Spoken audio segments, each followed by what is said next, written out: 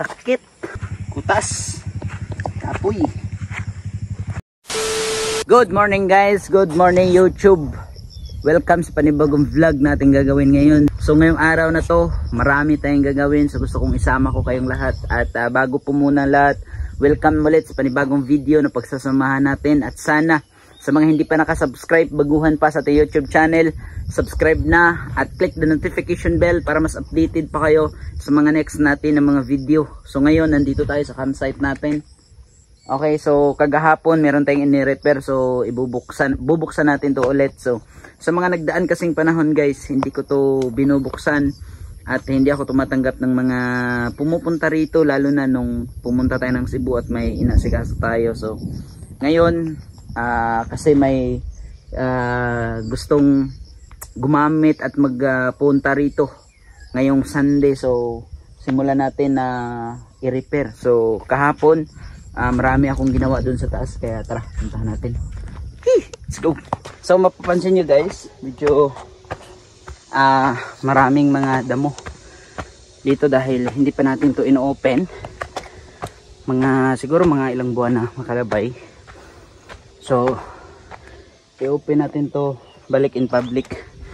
So yan, kung makapapansin nyo dito, medyo sinira ng malakas na hangin at ulan. Tara, lawang kasama ngayon dahil si Jurek. Klase.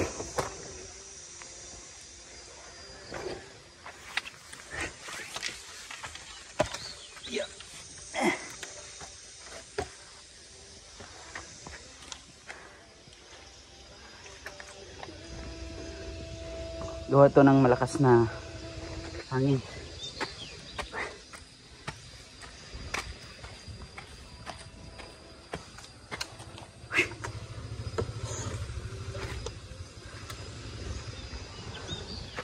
Medyo sira na. Ano? Kailangan na natin yung gawin. Palitan ng panibagong haligi.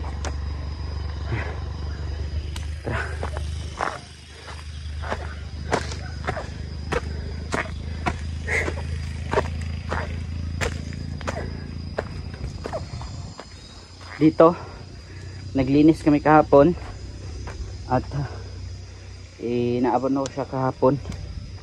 Apoy. Kung mapapansin niyo yung kubo natin, meron na siyang net. So nilagyan ko siya ng net dahil sa mga panahon na malakas yung hangin, natatanggal yung bubong niya na gawa sa dahon ng nyog. Kaya naglagay ako ng net. Ayan, napaka-safety na ngayon. So sa mga baguhan pa ng mga subscribers natin at baguhan pang nakapanood ng ating mga video, itong site na to is ina-open natin in public. So sa mga nagpunta rito, ayan, nagpapa-entrance tayo ng 10 peso para ma-enjoy yung magandang view dito. At syempre meron tayong 4 na pirasong duyan at may mga area na pwede tayong magka-picture sa baba. So dito sila nag-chill dahil sa ganda ng view naman, overlooking place, kaya ino-open natin in public, which is nagpapa-entrance tayo ng 10 peso. So dulot nung mga panahon na sobrang lakas ang ulan, bagyo, kaya kino-close ko dahil yung daanan natin pababa, yung 116 steps natin is nasira. So delikado din sa mga customer na pumunta rito para mag-enjoy sa view kung madidisgrasya sila. Kaya ang ginawa ko is isinarado ko muna nang sa ganon walang madidisgrasya kung sakali. Tapos ngayon i-open natin dahil kahit na nakasarado tayo, ang daming pumupunta rito, ayan, para mag-enjoy lang dito sa mga view. Tapos ngayon i-repair natin, i-rehabilitation natin para ma-open natin in public pabalik. Tara, ang dami kong gagawin. Tapos ngayon ako lang mag-isa dahil si Jurek nasa klase. At ako lang, pangalawang araw na natin to dito guys. Kaya ako nagdesisyon na i-open natin to ulit dahil sayang din yung kahit papaano na income natin dito. Dahil guys, dati nung nag-open pa to, minsan makaka-income tayo ng pinakamalaki sa isang araw is nasa 600 at 600 to 500 isang araw na yon. Sa entrance na 10 peso lang. Tapos yung pinakamahina dati is meron tayong 100 o 60 sa isang araw kasi minsan wala namang pupunta lalo na pag mga umuulan ganyan.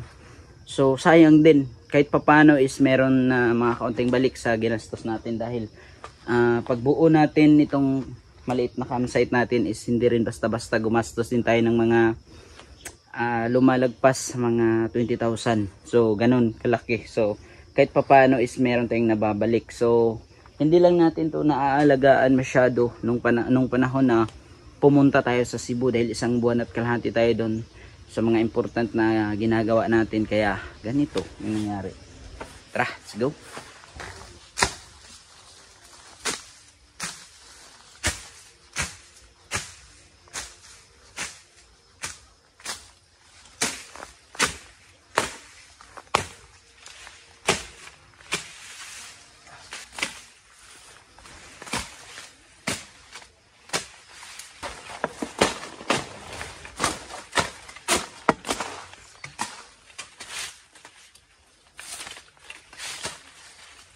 Dito kasi sa amin guys, yung arawan dito sa mga magtatrabaho is 200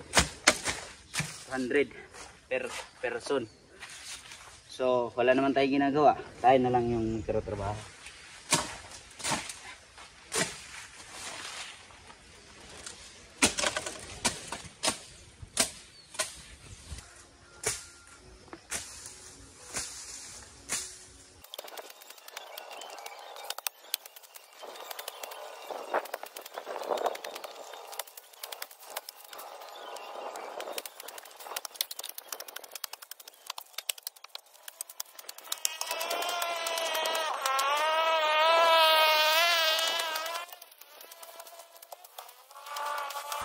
Alright, so pahinga muna tayo guys. Napaka init na. At syempre, relax muna tayo dahil tapos na yung ginawa natin. Ayan, kung mapapansin nyo, medyo malinis na. Relax muna tayo. Tapos doon naman sa kabila, so medyo malaki-laki pa yung hahagbasin natin o ano ba yun, lilinisan natin. So hanggang doon sa pinakadulo, doon mismo sa may campsite natin. What's up guys? So continuation ito ng video natin kahapon. So andun tayo sa campsite. So ngayon naman andito naman tayo sa lugar namin syempre. So ang gagawin natin ngayon, maghako tayo ng mga kahoy kasi marami silang mama na iniimpok na kahoy at tayo yung maghakot. Asa na ka? Sa gwapo o presko na laki.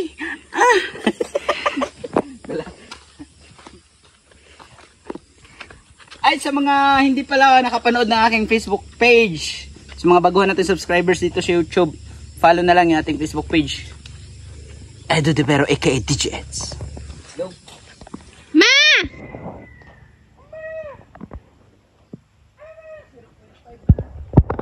Siyempre, zoom.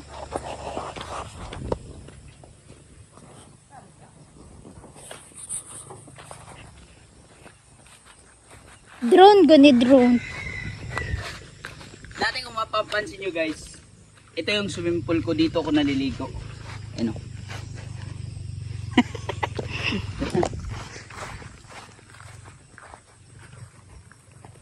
Kuya, pangitagdaman kay paaway pa. Hindi ka naman. No! Ay, napa may mga walang sulod na. Tara, rin damang.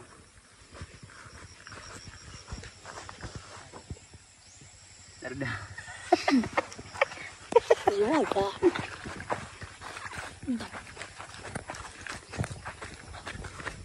Ito oh, ayan. Di ba ang dami? Hindi pa nalagay sa sako.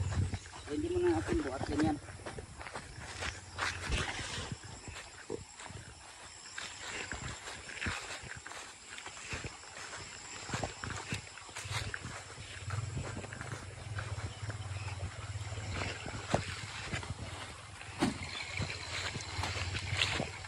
Ito ay pangatlong sako na. So yung dalawang sako natin ko na sa bahay.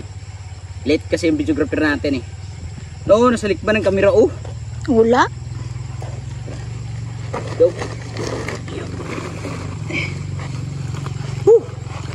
Ito yung buhay probinsya, buhay bukid. Go. Ikat dili.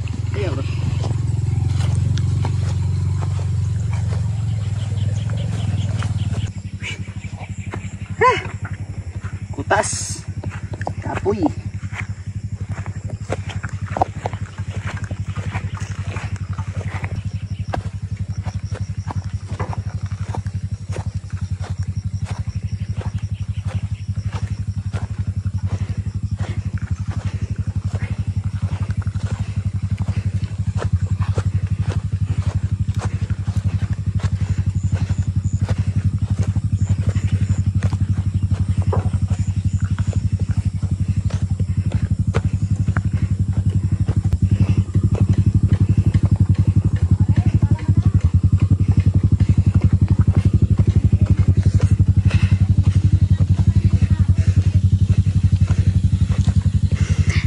Nang, tananang, tingning.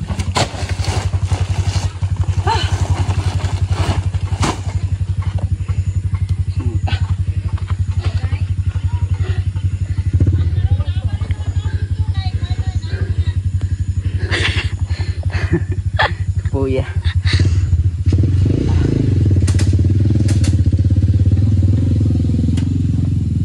Tara.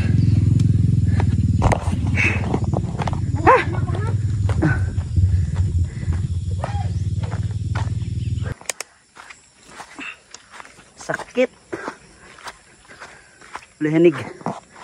So, ganito yung mangyayari pag walang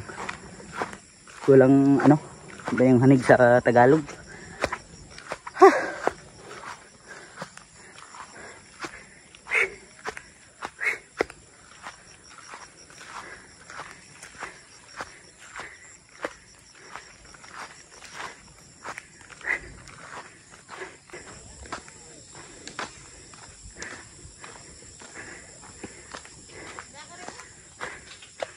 Ane?